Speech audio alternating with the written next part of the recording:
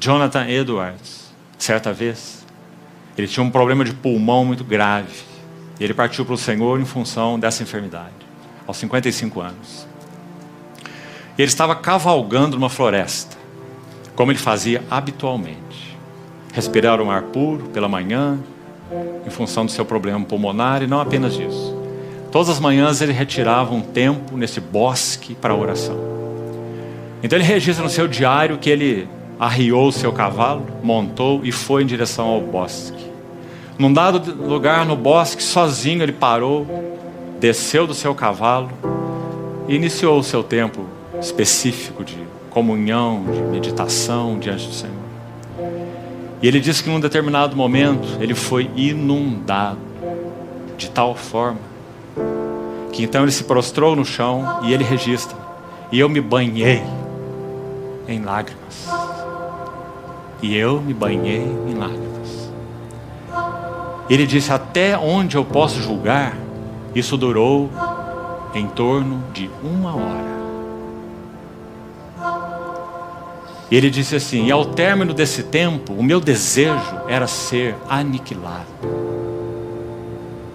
Aniquilado.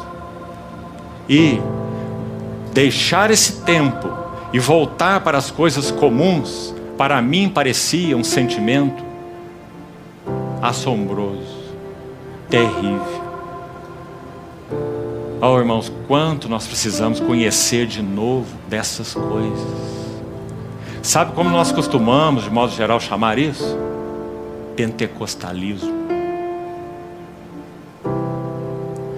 Mas Jonathan Edwards não era, nessa acepção da palavra, um pentecostalista. Aliás, ele é colocado na coluna aí dos cabeças da doutrina reformada.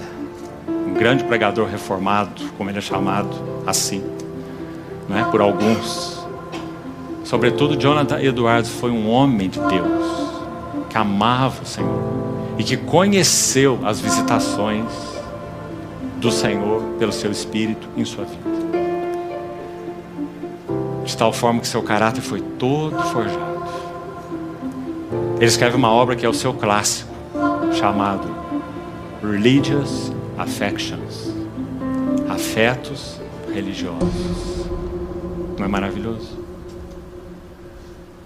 Mostrando o perigo que nós temos de nos relacionarmos tecnicamente com Deus e com a sua palavra, mecanicamente. Então ele vai falar sobre afetos religiosos, devoção do coração, coisas que têm sido perdidas em nossos dias, irmãos.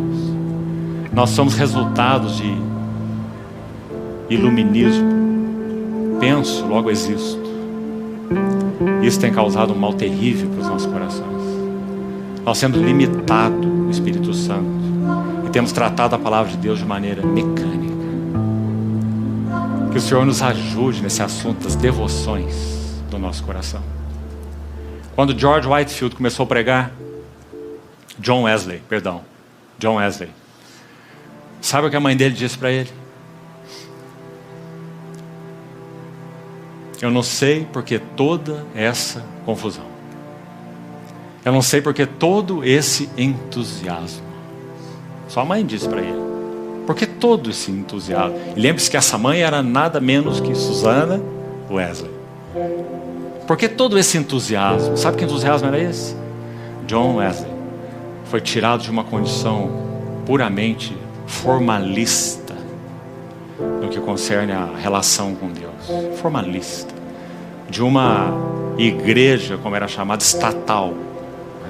Uma coisa que na verdade não existe, mas assim era. De lá ele foi tirado. Quando? Quando, de uma maneira muito particular, ele recebeu uma visitação do Senhor.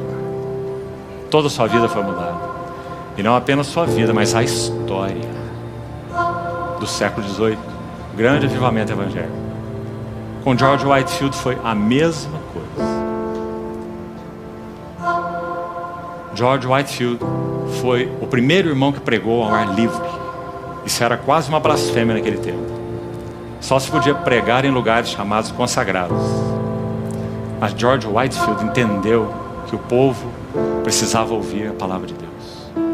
Porque ele recebeu uma visitação do Senhor e o seu coração ardia por Cristo e sua palavra. Então ele foi às ruas pregar o evangelho. E numa dada ocasião ele foi a uma região onde havia mineiros, não de Minas Gerais, mas mineiros de carvão, que exploravam aquelas minas nesse trabalho rústico. E eles tinham um período de folga no almoço. Então eles saíam daquelas minas todos cheios de fuligem.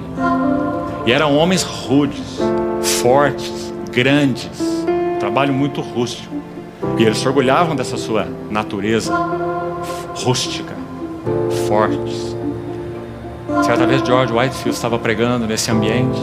Ele começou a notar que aqueles homens começavam a chorar. E quando a lágrima escorria, então lavava o seu rosto, cheio de fuligem. E Whitefield disse que quando olhava para aqueles rostos, ele via as faces de zebra. Ele sabia que a palavra do Senhor estava sendo recebida. Quem era Whitefield? Também era um formalista. Mas agora ele recebeu uma visitação do Espírito Santo do Senhor. Ele viu Cristo de uma maneira que ele não via antes.